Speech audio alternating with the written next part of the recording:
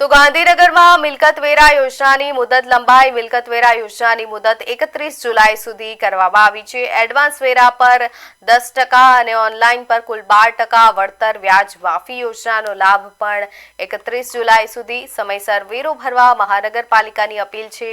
શહેરના વિકાસમાં સહભાગી બનવા નાગરિકોને અનુરોધ કરાયો છે।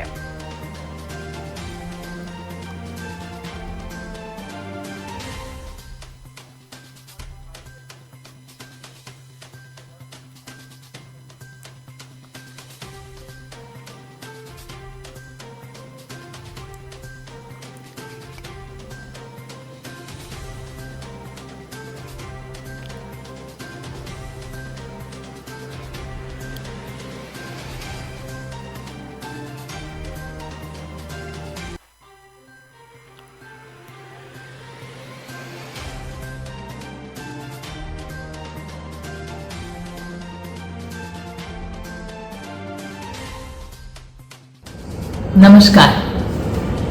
ગાંધીનગર મહાનગરપાલિકા દ્વારા નાણાકીય વર્ષ 2026-27 માટે મિલકત વેરો એડવાન્સમાં ભરનાર કરદાતા અને આપવામાં આવતા 10% પ્રોત્સાહક વળતર તેમજ વ્યાજ માફી યોજનાની મુદતમાં વધારો કરવામાં આવ્યો છે।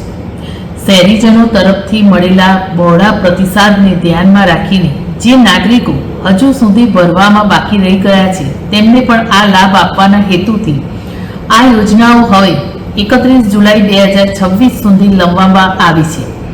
ઓનલાઈન માધ્યમથી વેરો ભરનાર નાગરિકને વધારાના 2% સાથે કુલ 12% વળતરનો લાભ આ વધારવામાં આવેલી નવી મુદત સુધી ભરવાપાત્ર છે।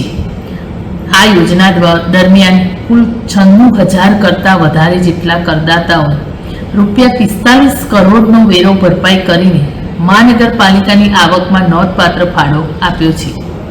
વળતર યોજનાની સાથે સાથે ગાંધીનગર મહાનગરપાલિકા દ્વારા અમલમાં મૂકવામાં આવેલી વ્યાજ માફી યોજનાને પણ 31 જુલાઈ સુધી વિસ્તારવામાં આવી છે, જે અંતર્ગત 15,000 કરતાં વધુ બાકીદારોને ₹1.78 કરોડની વ્યાજ માફી મેળવી છે।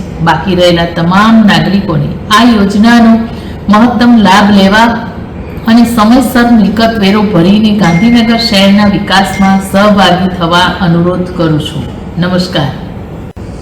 નમસ્કાર।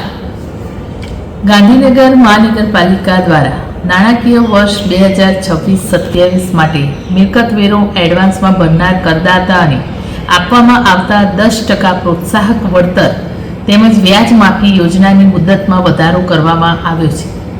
શહેરીજનો તરફથી મળેલા